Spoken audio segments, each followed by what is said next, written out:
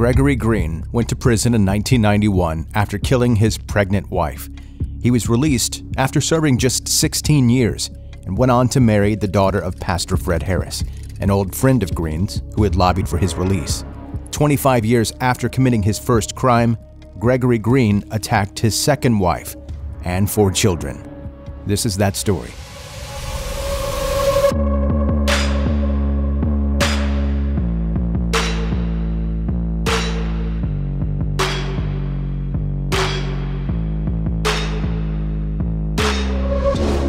Welcome to 10-Minute Murder, brief and bingeable true crime.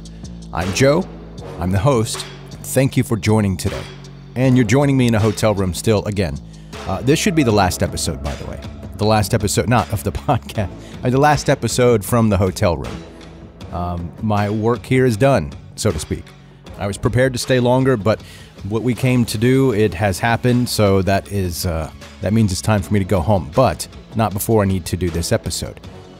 Is my air conditioner still set on 65? Absolutely. Are people waiting until they get right outside of my door to tell the punchline of their jokes? Apparently.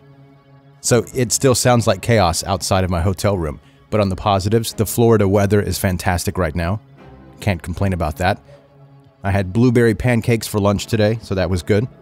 And I'm currently wearing a souvenir hat that I bought in a souvenir shop that I thought that looks like a pretty good hat that I can cut grass in. I put it on and I haven't taken it off since. Before we get going with the episode today, this is your official reminder to subscribe wherever you happen to be listening right now. If this is your first time listening, I appreciate you checking it out. Hope you enjoy it and stick around for more episodes. There are more than 250 episodes to go back and listen to. So you can do that at your leisure when you subscribe. And it's absolutely free. Also connect with 10-Minute Murder on social media. All the links are in the show notes of this episode, or you can go to 10minutemurder.com. Now, let's get to the story.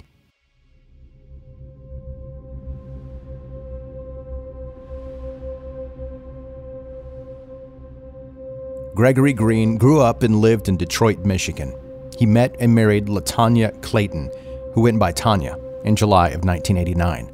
Tanya had a daughter from a previous relationship, and she and Green also looked after another daughter.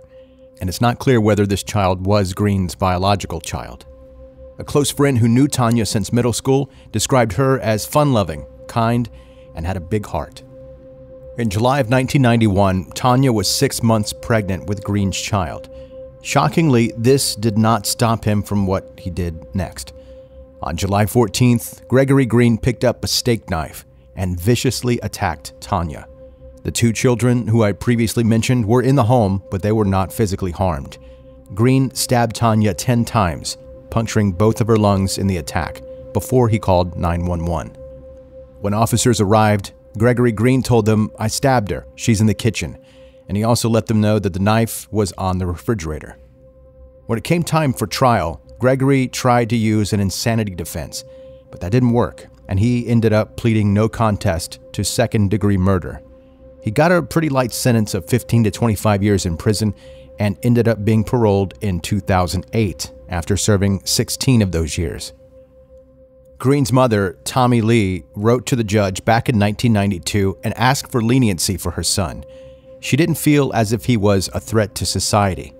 Those were her exact words, and thought that a long sentence would not help him become a better man.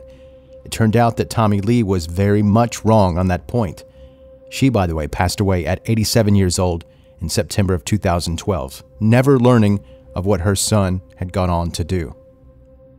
Green was denied parole 4 times before being allowed out in 2008. Pastor Fred Harris helped this process by writing letters in 2005 and 2006 advocating for Green's release.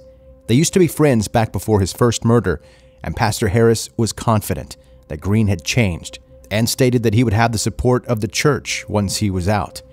In the first letter, Pastor Harris even described Green's first crime as a mishap.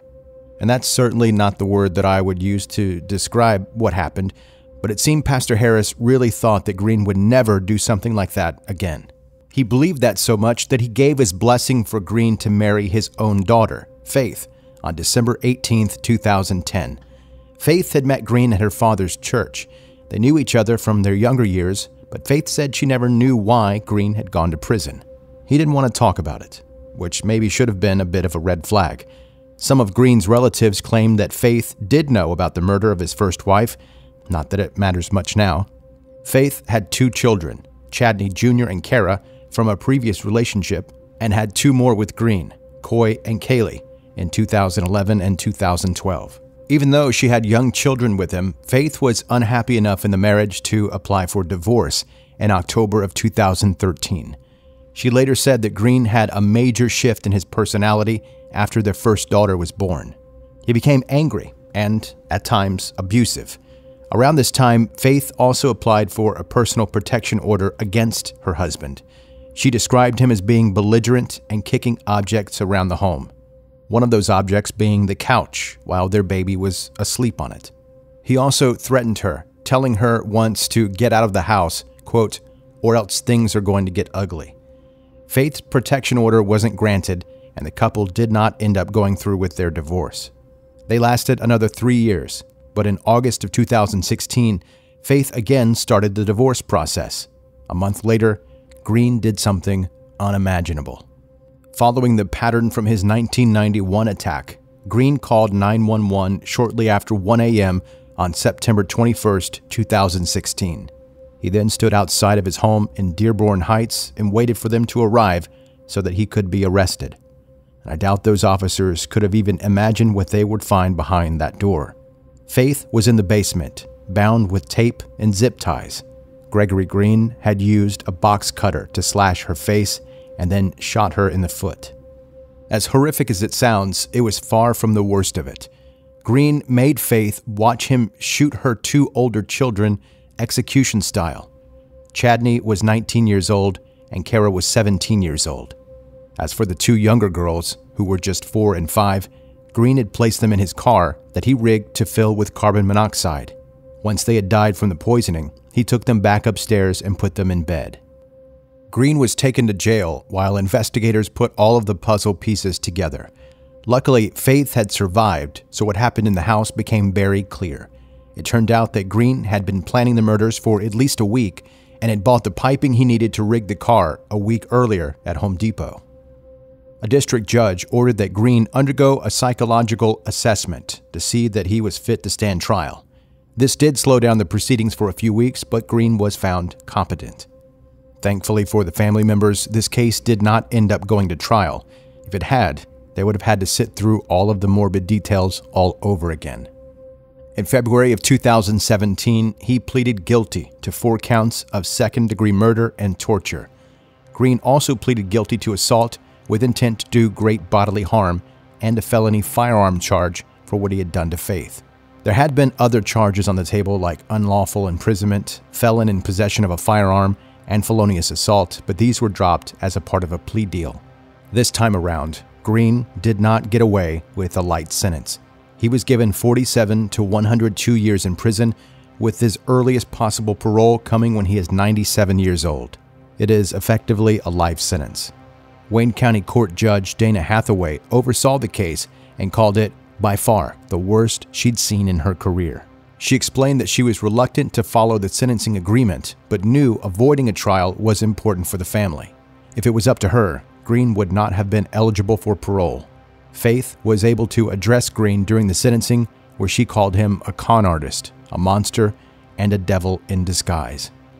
After the attack, Faith was left with short-term memory loss of the night, post-traumatic stress disorder, nightmares, and migraines. She suffered many parents' worst nightmare, which I can't help but feel was Green's plan all along. He didn't want her to die because then she wouldn't have been in as much pain. He wanted her to live through what happened to her children. By keeping her alive, he made sure that she would suffer. Over 1,000 people attended the farewell of Faith's 4 children, held at the Detroit First Church of Nazarene. Chadney Allen Sr. was present to say goodbye to his son and daughter, Chadney Jr. and Kara. His son had aspirations of getting into journalism and being a producer. His daughter Kara was described as a beautiful honor roll student. Gregory Green took everything away from them and snatched their lives away before they had really even begun. He is a true monster in every sense of the word.